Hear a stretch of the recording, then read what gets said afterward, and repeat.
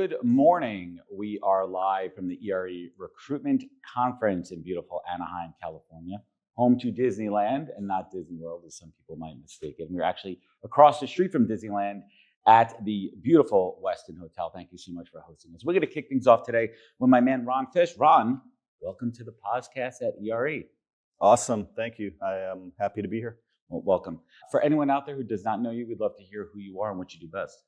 Sure. I am a global talent acquisition leader for a software company called Ivanti, based in Utah. And I'm also an ambassador champion for disability inclusion and accessibility.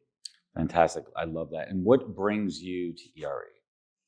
So my goal is really to begin to go beyond the work I've done at my company to promote disability inclusion and accessibility and begin to do outreach within the HR ecosystem, the HR community, because talent acquisition professionals, recruiters, HR professionals are really uniquely positioned to make an impact especially around hiring programs for people with disabilities. Absolutely. And as a frontline recruiter who's in the trenches, I could attest to that.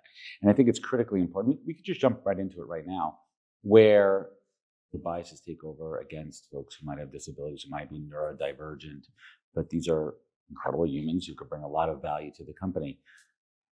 Let's talk specifically about what you have implemented in your organization. And before we get to the programs, let's talk about the journey to championing that to senior leadership. Yeah, it's an interesting thing because it's like, do I ask for money to do this? You can start out with money, make some big impacts, and really evolve quickly. But what it really came down to was raising awareness, bringing visibility for people with disabilities to help individuals in the company, executive leaders understand that just because we're promoting disability inclusion and accessibility, there's not necessarily a big price tag to it. But also, as you raise awareness, you're helping remove that stigma that's attached where because somebody has autism or ADHD doesn't make them less intelligent or less good at their job. And in some ways, they have superpowers that they work all day and night and they get a lot of work done. So if you don't mind me asking, why is this cause so near and dear to your heart? Yeah, and that's something. So since about 2017, I've been building accommodations and accessible elements into hiring programs. In 2022, there was really this coming together of my professional journey and my personal journey. So my father was blind growing up my whole life, fully blind, no vision at all. My wife is dyslexic. My daughter's dyslexic. I have a son with ADHD. So I've helped them navigate an inaccessible world, help make an impact for them, watch them overcome challenges. When this thing happened at my company at Ivanti, where a UX manager approached me, and of course, after the work I had done, maybe knee-deep, getting into accessibility and disability inclusion, this UX manager approached me and said, "Do you realize that our career site is eliminating people with disabilities from our applicant pool?" So it was not audible, or it didn't have that audio function on it? It was more example, specifically navigating the website there was no accessibility highlighting. So if somebody was navigating with the keyboard or with screen reader, braille display, they were completely unable to navigate our website. So as a result, if somebody with a disability or if a customer with a disability was trying to navigate our website, they were not able to do it very effectively. Ron, keep me straight here. The American Disabilities Act, is that inclusive of company websites? Absolutely. So your company was not in compliance. No, maybe I don't mean to call up on the spot there, but it was more of the fact that it may not be top of mind all the time. And I think that's one of the critical pieces of championing. It's awareness. And awareness reduces bias. Absolutely.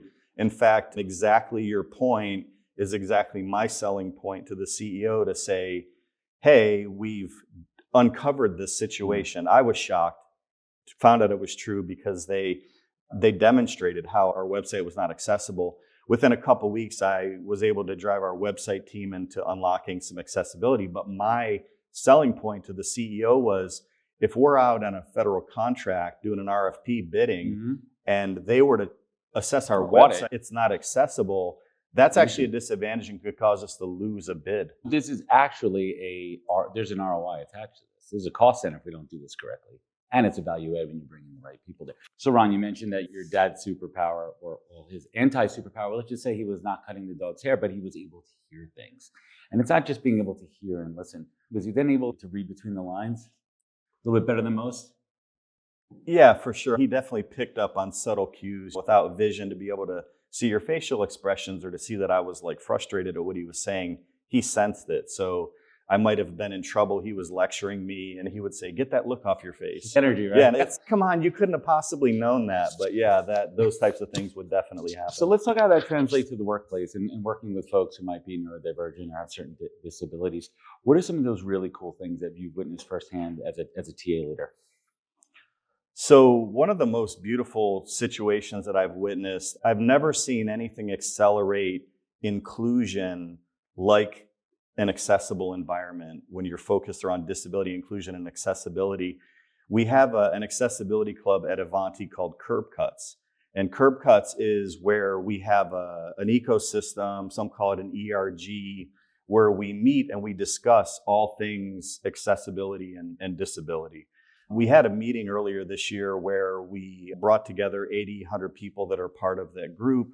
And we were discussing neurodivergence. We were discussing ADHD, dyslexia, autism.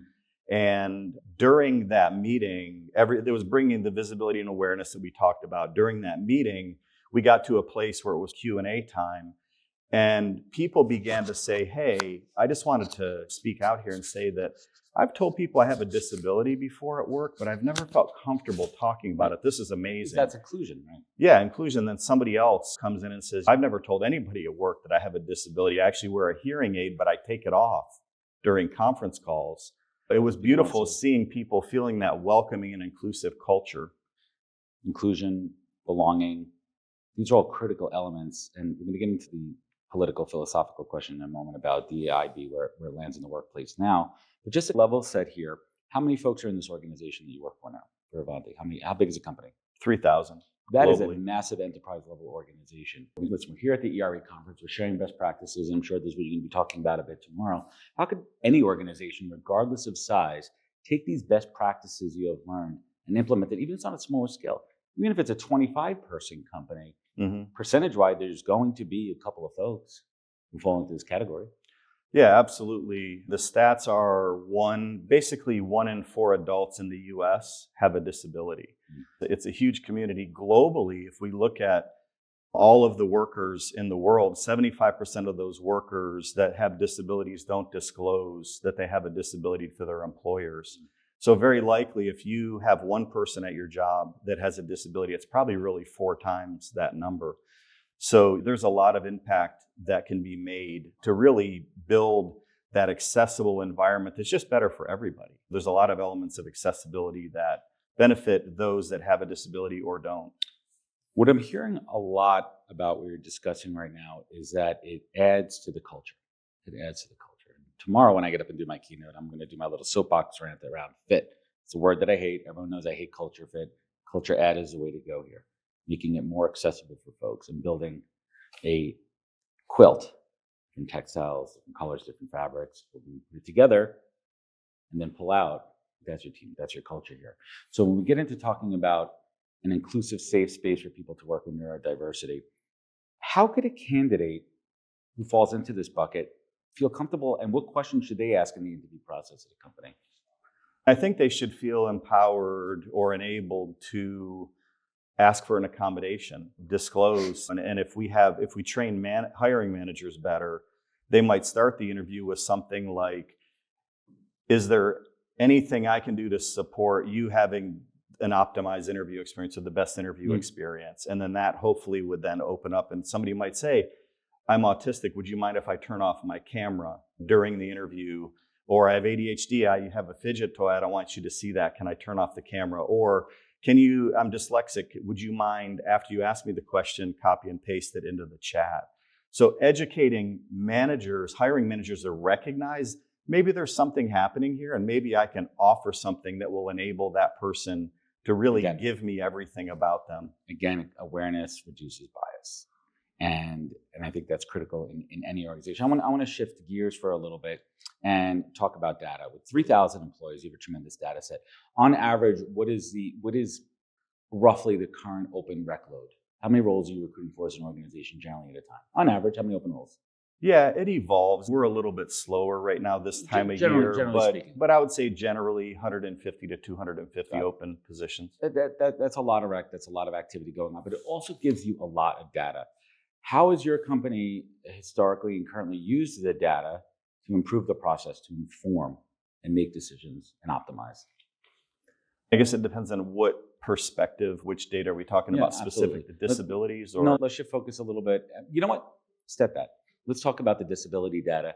How is it added value for quality of hires with bringing on some new employees who might fall into that bucket?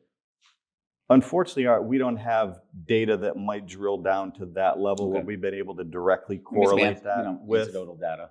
But we definitely look at data broadly on hiring. We do look at quality of hire. We do look at employee retention. And I'm going to pause. I didn't mean to interrupt you. But quality of hire is something I talked about at HR Tech. And we got into the weeds with it. How do you define or quantify quality of hire in your organization? I think broadly we look at retention, like how long on average do these new hires in different disciplines stay at the company. I'd say there's a lot of elements that we debate in this regard, and maybe that's what you talked about at HR Tech. I've always been a little bit opposed to talent acquisition being held to a standard around quality of hire, because I'm like, we get the candidate to the platform, and then you guys, Ron, then the hiring teams are really the filters. We of course play a role, but at the end of the day, that I take that position. And I want to rip on this for a minute here, and I've talked about this a lot on LinkedIn, folks. The recruiter's job, and even external, internal, it doesn't. We're limited by process that is out of our control. We're limited by the big one, which is onboarding. If you hire somebody and you do not set them up for success, how do you ping that against a quality of hire? Yeah. If you're not setting that person up, proper vetting in the interview process. Did the candidate have the opportunity to ask the right questions? Did the team do proper scorecards, metrics, calibration? Who are they being weighed against? Was there seasonality? All these kind of factors go into for the pandemic and there's a plethora of things out there. What is keeping you up at night as a talent acquisition leader? I would say making sure that people are set up for success. So we've talked a lot about disability inclusion. Part of the work that we've done is not just run out and hire a bunch of people in any discipline, but really have a program that's set up for success. I've been tasked many times with, we're going to build an intern program, early in career program, sales program, whatever it might be. And I'm quick to circle back and tell managers, let's make sure that people are set up for success. We can go hire an army of people, but if you don't have a program that's going to help them both assimilate into the company, which is, I view that as like one stage of onboarding, and then you've got assimilation into the individual business unit, individual department, or what have you. And it's very important that you have an assimilation program and people are set up for success, whether you're using mentors, whether your managers are really good at mentoring the new team members that join. So those types of things definitely keep me up at night, wondering, are we going to hire a workforce that's going to ultimately fail? And then we're going to have that debate on quality of hire. Was it the recruiter's fault? Was it the hiring team's fault? Where was it at? So I'm always a big fan of having those conversations early and pointing them out. So my approach, to the point of Kevin Wheeler, I've believed in creating talent advisors instead of recruiters for a long time. That's why I love the HR VP role within organizations too. And if you could take that role and even evolve it more from the advisory perspective too, where they're advising not just on the business practices, but best practices when it comes to talent and hiring as well too. Really being a full talent advisor with an organization. Ron, leave us with your hot take. Is AI going to take over all of the recruiting functions? Are all recruiters going to be out of work? And when is this going to happen? Hearing presentations, it's interesting, everybody's take. And I don't think that AI is going to immediately take over. Do I think that AI is going to absolutely play a huge role in recruiting? Yes.